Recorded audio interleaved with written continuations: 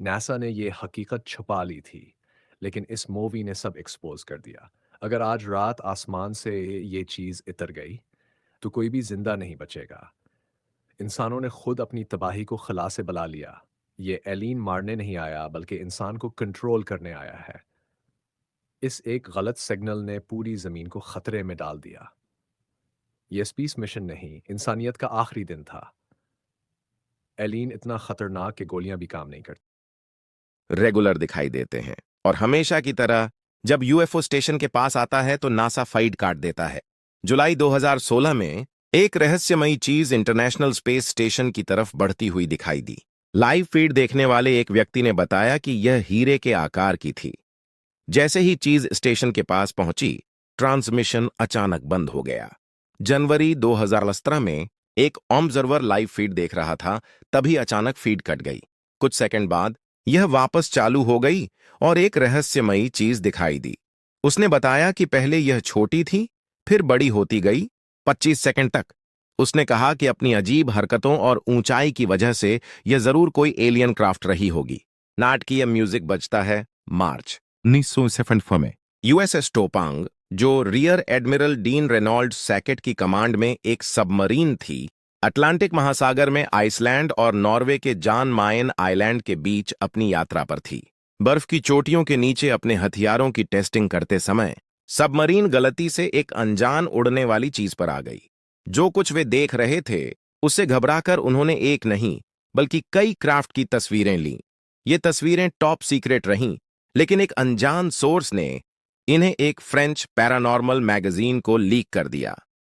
जिन experts ने तस्वीरों को एनालाइज किया है, उन्होंने उन्हें भरोसेमंद बताया है।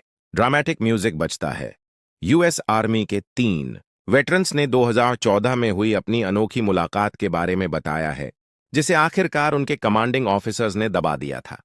सालों बाद पेंटागन की सुनवाई के बाद वेटरन्स ने जो कुछ देखा था, उसे बताने में आराम महसूस किया। ड्रामेटिक म्यूजिक बजता है। इजराइल बॉर्डर पर सिनाई रेगिस्तान में तैनात उन्हें रहस्यमयी हवाई चीजों के बारे में बताया गया। जांच करने पर तीनों ने 200 मील दूर एक दूसरी चौकी पर भी चमकदार घूमते हुए क्राफ्ट देखे।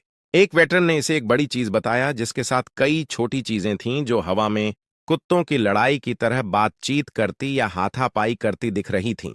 हम जानते थे कि यह हमारी मिलिट्री नहीं थी और यह हैरान करने वाला था। आज तक मैंने इतनी तेज रफ्तार से इतनी दूरी तय करते हुए ऐसा कुछ नहीं देखा। क्राफ्ट को नाइट विजन गॉगल्स से देखा गया और पता चला कि सबसे बड़ा वाला अंडाकार था, जो एक जंबो जेट के साइज का था और 3000 फीट की ऊंचाई पर लगभग कई हजार मील प्रति घंटे की रफ्तार से उड़ रहा था। छोटे क्राफ्ट बड़े क्राफ्ट के चारों ओर जुगनुओं की तरह बाएं, दाएं, ऊपर और नीचे घूम रहे थे और तुरंत तेज रफ्तार से मुड़ रहे थे। आखिरकार छोटे क्राफ्ट बड़े वाले में मिल गए और वह गायब हो गया। मिस्र और इजरायली सेनाओं से यह कंफर्म करने के लिए सलाह ली गई कि क्या वे पहचान सकते हैं कि ये चीजें क्या थीं, लेकिन वे यह नहीं बता सके कि यह चीज क्या थी। वेटरन्स ट्रेंड ऑब्जर्वर थे, सभी तरह के एयरक्राफ्ट से परिचित थे, और वे ये नहीं बता पाए कि उन्होंने क्या देखा, क्योंकि वे यह पता नहीं लगा सके कि वे क्या थे। एक वेटरन को उसके सीनियर ऑफिसर ने एनकाउंटर पर चर्चा करने के लिए डांटा और उसे नौकरी से निकलवाने की कोशिश में कई वायलेशन दिए गए, यह आरोप लगाते हुए कि उसे मेंटल प्रॉब्लम थी। बाकी 2 वेटरन्स को भी सीनियर पेंटागन अधिकारियों ने उतना ही सताया और धोखा दिया। मजे की बात यह है कि उसी दिन पेंटागन ने कांग्रेसनल यूएफओ हियरिंग की थी। डिफेंस इंटेलिजेंस एजेंसी के एनालिस्ट जॉन मेनार्ड ने इस बातचीत के बारे में बताया। मैंने कहा, अब यह एक ऐसा सिस्टम होना चाहिए जो धरती पर रडार की गड़बड़ियों को ट्रैक करे, है ना? आज उन्होंने कहा, हाँ, यह वही करता है। तो मैंने पूछा, तो फिर उनमें से आधे बाहरी स्पेस की तरफ, चांद की तरफ, उन जगहों की तरफ क्यों हैं जो सिर्फ ब्लैक स्पेस हैं? वे क्या ढूंढ रहे हैं? उन्होंने कहा, जवाब पाने के लिए आपको जानने की जरूरत होनी चाहिए। हम एक एस्ट्रोनॉट्स के कमेंट पर वापस जाते हैं जब उसने चांद पर कदम रखा था। यह उनके वहां पहुंचने के अगले दिन की बात है और उसने कहा, आप सही कह रहे हैं, वे पहले से ही यहां हैं। यह एयरवेव्स पर चला गया। मैं कई लोगों को जानता हूं जिन्होंने इसे रिकॉर्ड किया था। इसे जल्दी से उन सभी टेप से हटा दिया गया जो पब्लिकली ब्रॉडकास्ट किए गए थे। NASA department of energy Harland Bentley ने यह बताया। मैं कैलिफोर्निया में एक जगह पर क्लासिफाइड काम कर रहा था। हमारे एस्ट्रोनॉट्स चांद का चक्कर लगा रहे थे। मैंने उन्हें कहते सुना कि 11 बजे एक बोगी आ रही है। यह एक अलग तरह का शिप था। वहां पोर्टल थे जिनसे वे देख सकते थे। वे किसी तरह के जीवों को देख सकते थे। उन्होंने बस तस्वीरें लीं। कुछ हजार मील के बाद वे कैप्सूल से निकले और चले गए। उदाहरण के लिए, एक मामले में एक B-20, ओह ओह, एक 200 फुट डायमीटर की डिस्क अंदाजन एक आ रहे B-29 के आगे आइस पैक पर बैठी थी। और जैसे ही B-29 उसे अच्छी तरह देखने के लिए काफी पास पहुंचा, वह हवा में उछला और उड़ गया। अब यह 200 फुट डायमीटर का शिप जमीन से कुछ भी पीछे नहीं छोड़ गया। कोई ग्राउंड इक्विपमेंट नहीं, यहां तक कि जमीन पर एक तेल की परत भी नहीं। जब हमने उन मिशन के लिए B-29 लॉन्च किया तो B-29 के आसपास इक्विपमेंट का एक समुद्र था जो B-29 से भी बड़ा था, जो टेक ऑफ करते समय पीछे छूट गया था।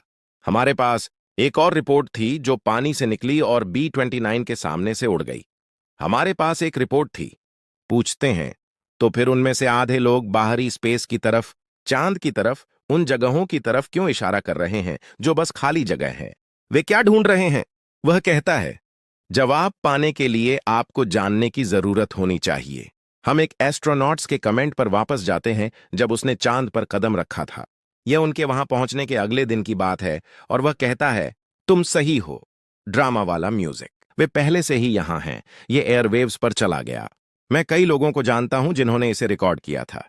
इसे जल्दी से उन सभी टेप से हटा दिया गया जो पब्लिकली ब्रॉडकास्ट किए गए थे।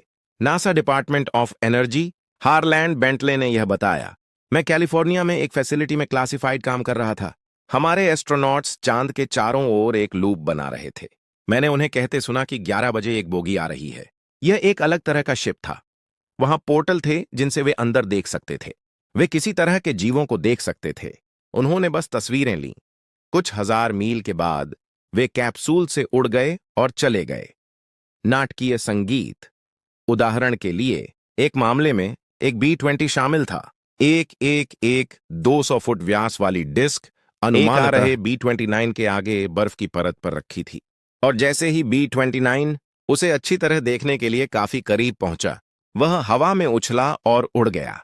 अब यह 200 फुट व्यास वाला जहाज जमीन से कुछ भी पीछे नहीं छोड़ गया। कोई जमीनी उपकरण नहीं, यहां तक कि बर्फ भी नहीं, जो B-29 से भी बड़ा था। जब वह उड़ान भरता था तो पीछे छूट जाता था। हमारे पास एक और रिपोर्ट थी कि एक पानी से निकला और B-29 के सामने उड़ गया। हमारे पास एक रिपोर्ट थी जिसमें हवाई जहाज के दाईं और बड़े पंख और छोटे पंख के बीच के स्लॉट में अनुमानतः 60 फुट व्यास वाली डिस्क फंस गई थी और उन्हें एयरफ्रेम, प्लेन, इलेक्ट्रिकल गड़बड़ी, रेडियो फ्रीक्वेंसी गड़बड़ी, मैग्नेटिक गड़बड़ी, इन सभी चीजों की तस्वीरें एक ही घटना में मिल गईं। और उन्होंने क्रू को उस तरफ खिड़की के पार घुमाया ताकि वे सभी इसे देख सकें, जिसमें आगे के क्रू भी शामिल थे। और उन्हें वॉशिंगटन भेजा गया। आपने उनमें से कुछ भी नहीं सुना? हमारे साथ एक घटना हुई जो टक्सन के ऊपर हुई।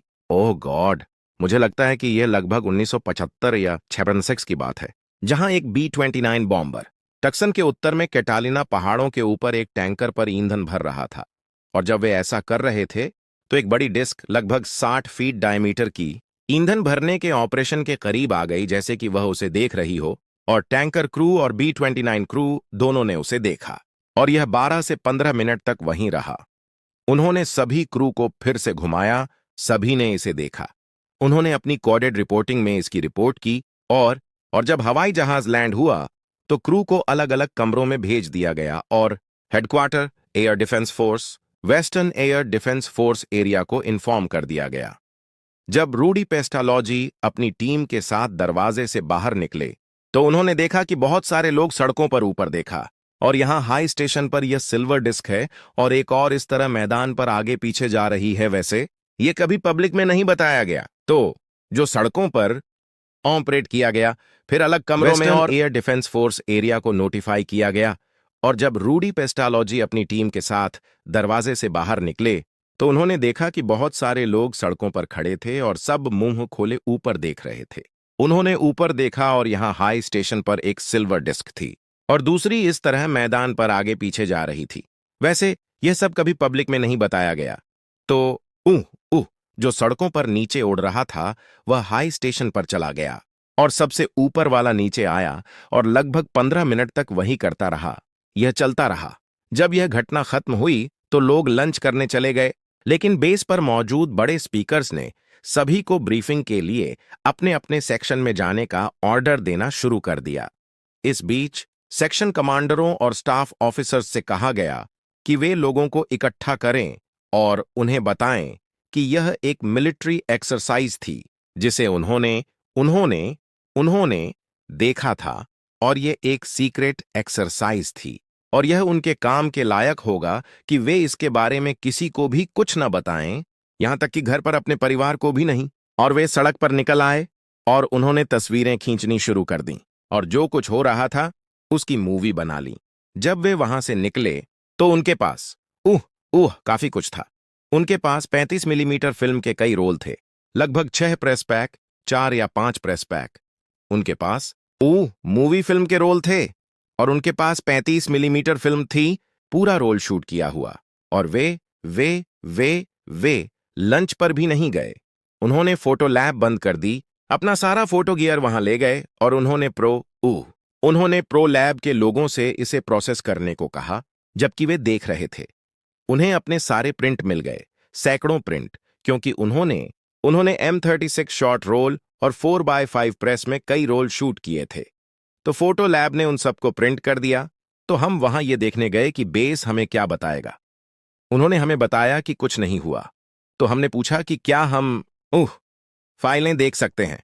हमने फोटो लैब के उन लोगों से बात की जिन्होंने प्रोजेक्ट पर काम किया था, और उस समय मेरे साथ रूडी पेस्टालॉजी थे जो उस समय वहां थे और रिपोर्ट बना रहे थे, और वह रिटायर हो चुके थे और टक्सन चले गए थे, और मैं उन्हें जॉर्ज एयर फोर्स बेस पर जानता था जब हम दोनों में से कोई भी रिटायर नहीं हुआ था। हम मिले और वह मुझे इस रिपोर्ट के बारे में बता रहे थे। मैंने इसके बारे में तब तक कुछ नहीं सुना जब तक रूडी रिटायर नहीं हो गए और टक्सन नहीं आ गए, क्योंकि हमारे अखबारों में कुछ नहीं आया और कुछ भी लीक नहीं हुआ। इसे सावधानी से रोका गया था। हवाई जहाज का इंजन दहाड़ रहा है। हाल ही में एक चौंकाने वाला मामला 1922 में एक ऑस्ट्रेलियाई डिस्ट्रॉयर पर हुआ था जो एशियाई डिप्लॉयमेंट से सुबह 2 बजे घर लौट रहा था। एक साफ रात में डिस्ट्रॉयर के ब्रिज पर नाइट वॉच ड्यूटी पर मौजूद एक नेवी सर्विसमैन और 4 दूसरे साथियों ने जहाज के ब्रिजवे के ऊपर एक अजीब सिलिंड्रिकल चीज मंडराती देखी। एक सोनार टेक्नीशियन, जो बाद में ऑस्ट्रेलियन नेवी स्पेशल फोर्स के एलीट में से एक बनने के लिए क्वालिफाई करेगा, ने कहा, मैंने ऊपर देखा और वहां के